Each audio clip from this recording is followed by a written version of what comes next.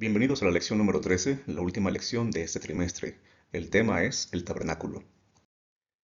El versículo para memorizar, o los dos versículos para memorizar, se encuentran en Éxodo 40, 34 y 38, que dicen así.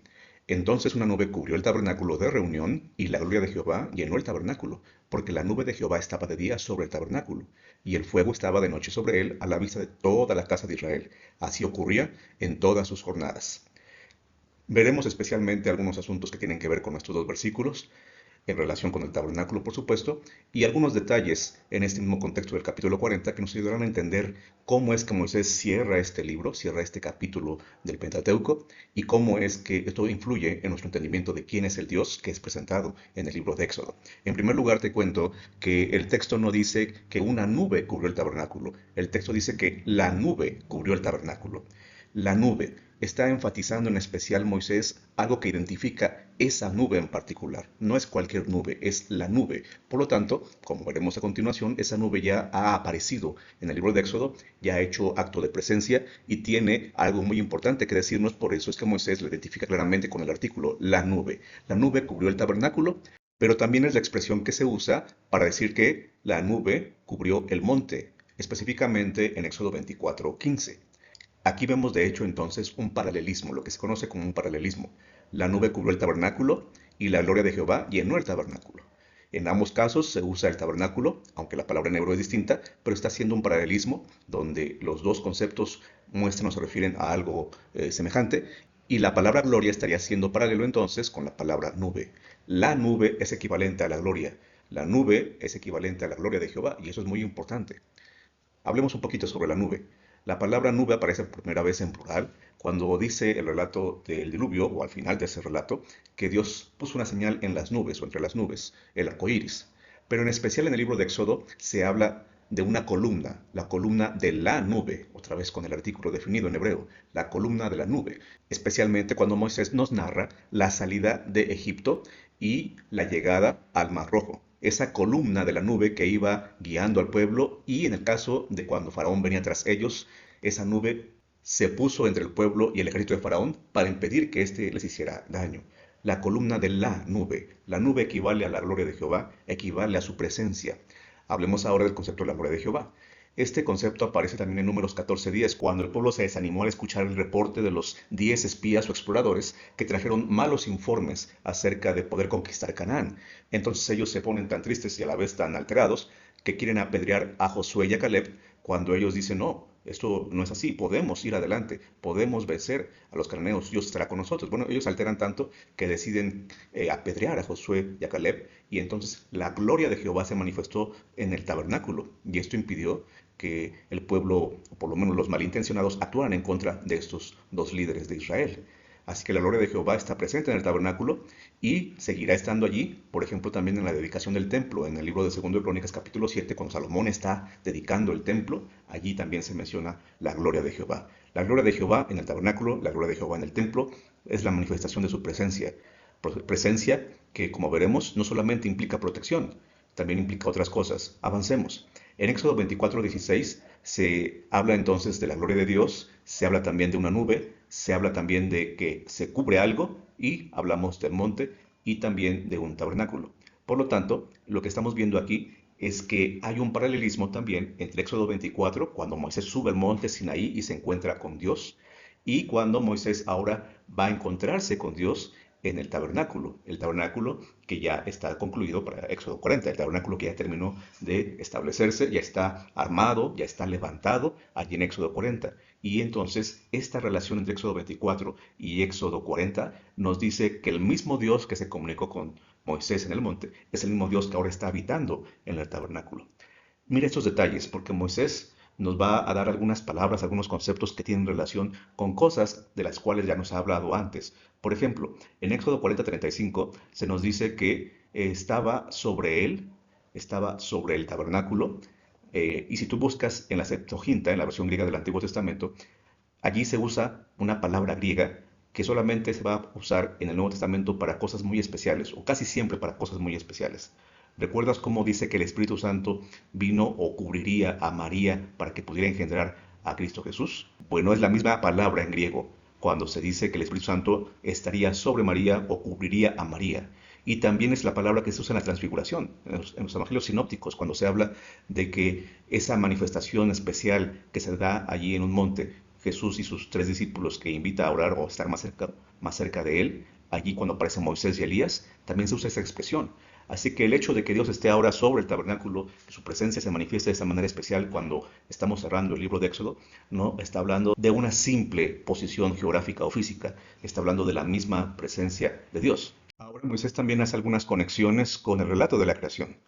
Por ejemplo, cuando dice que llenó el tabernáculo, la gloria de Dios llenó el tabernáculo, se usa también la misma palabra, el mismo verbo que aparece, por ejemplo, en Génesis 1:28, cuando Dios dice, llenad la tierra.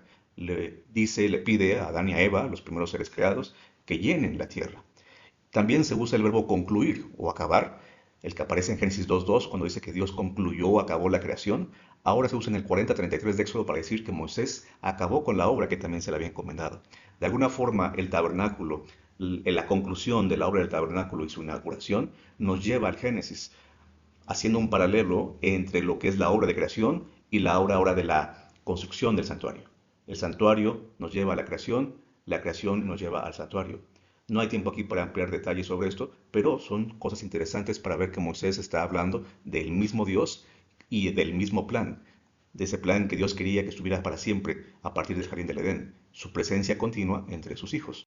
Ahora, recuerda un poquito que el libro de Éxodo tenía o tiene una estructura. Podemos decir que tiene una estructura de quiasmo. De esto hablamos al inicio del trimestre. Estoy escogiendo la última parte de ese quiasmo, la parte número 7, la cual va del capítulo 24 hasta el final, el capítulo 40 de Éxodo. Allí es cuando Jehová provee a Israel un santuario y lo llena con su gloria y revela su nombre. Esa es la parte, de hecho, central de esta última sección de Éxodo, cuando Jehová proclama su nombre a Moisés, ¿recuerdas? Jehová, Jehová, tardo para la ira y grande en misericordia. Ese sería el centro de esta parte final, de esta sección final del libro de Éxodo. Bueno, pues si tú te fijas, en ambos casos, me refiero al inicio y al final de esa sección, está otra vez allí la evidencia de que Moisés está usando términos iguales para referirse a lo que pasó cuando él subió al monte y para referirse a lo que pasó cuando intentó entrar al tabernáculo. En ambos casos, la gloria, el reposar, la presencia de Dios es la evidencia de que el Señor está teniendo contacto con su pueblo a través, en este caso, de Moisés, pero al final de cuentas es el mismo Dios que le dice a ese Moisés, yo quiero estar con mi pueblo, por eso quiero habitar en el santuario, por eso quiero que sepan quién soy, y por eso proclama su nombre. En el 40:38, que es el segundo versículo para memorizar, se nos dice entonces otra vez de la nube de Jehová. Recuerda el artículo, la nube de Jehová. Y así esta expresión tal cual, la nube de Jehová, se usa solamente una vez más en la Biblia, que sería en Números 10:34, cuando dice que el pueblo empezó a avanzar y la nube de Jehová les iba a guiar en su trayecto. Ahora sí, por el desierto. En Números 10 por fin el pueblo empieza a avanzar o deja atrás el monte Sinaí. En Números 14:14 no se usa la misma expresión, pero sí dice, tu nube estaba sobre ellos, y otra vez se refiere a la compañía divina mientras el pueblo de Israel avanzaba. También dice que toda la casa de Israel se dio cuenta de lo que estaba pasando, allí en el versículo 38. La casa de Israel se refiere a todo el pueblo. Por ejemplo, esta expresión se usa en Éxodo 16, cuando todo el pueblo le llamó a lo que estaba cayendo del cielo, a ese pan del cielo le llamó maná. O también se usa cuando todas las familias, así lo traduce la Reina Valera, hicieron duelo por la muerte de Aarón. Todas las familias o toda la casa de Israel, dice en hebreo, hicieron duelo, lamentaron la muerte de Aarón. Y la palabra jornadas, que se usa también en el 40:38 para decir que esta nube iba a acompañar al pueblo por todas sus jornadas, pues se refiere obviamente a sus desplazamientos por el desierto. Es una expresión, jornadas, que se usa también en Éxodo 17 y también en Números 10, que ya dijimos, es el momento que se parte del Sinaí, que el pueblo por fin avanza después de varios meses estacionado al pie del monte Sinaí. Vayamos uniendo todos los puntos. Hacia el final del libro del Éxodo, la nube o la presencia divina pasa del monte Sinaí al tabernáculo. El monte no se podía mover, el pueblo debía moverse, así que no se pueden llevar al monte. La presencia de Dios en el monte representó algo muy importante. Allí se dieron las tablas del Decálogo, allí Dios hace un pacto con su pueblo, lo perdona. Son cosas muy importantes las que suceden en el monte, pero el monte no se puede mover. Pero la gloria divina sí. La presencia de Dios sí se puede mover y deja el monte para ahora pasar al tabernáculo. Y cuando el pueblo avanzaba y recogían el tabernáculo, recuerda que era portátil, entonces también esa gloria avanzaba. La gloria no se quedó en el monte, la gloria avanza junto con el pueblo. Por lo tanto, dejar el monte no es igual a dejar la presencia divina, porque esa, la presencia de Dios, siempre desea acompañar a sus hijos. Durante esta semana has experimentado eso. ¿Deseas agradecerle a Dios por eso? ¿Deseas que tu vida sea una continua manifestación de la presencia divina que te va guiando? Una cosa más. Esta es la segunda vez en Éxodo que la presencia divina impide que alguien entre. La primera vez que en Éxodo se menciona que la presencia, la gloria de Dios impide que alguien entre fue en la 10ª plaga. La presencia de Dios, representada por la sangre del cordero sacrificado, impidió que entrara el destructor, el ángel destructor, el que iba a matar al primogénito de cada familia. Allí no pudo entrar. En el caso de Moisés y el tabernáculo o el santuario, Moisés no puede entrar porque la gloria de Dios ha llenado el tabernáculo, se ha posado sobre el tabernáculo. Pero ¿sabes cuál es la lección en ambos casos? Que en ambas ocasiones eso impidió la muerte del primogénito, pero también la muerte de Moisés. Y esto nos enseña que no podemos, o nos recuerda que no podemos acercarnos a Dios de manera irreverente, que no podemos acercarnos a Dios como si fuera cualquier circunstancia normal o común de la vida. Dios es un Dios santo. Dios es un Dios que merece que nos acerquemos a Él con toda la reverencia que Él merece. Pero es el Dios, de acuerdo al quiasmo de Éxodo, recuerdas el centro, es el Dios que salva, el Dios que libera a su pueblo.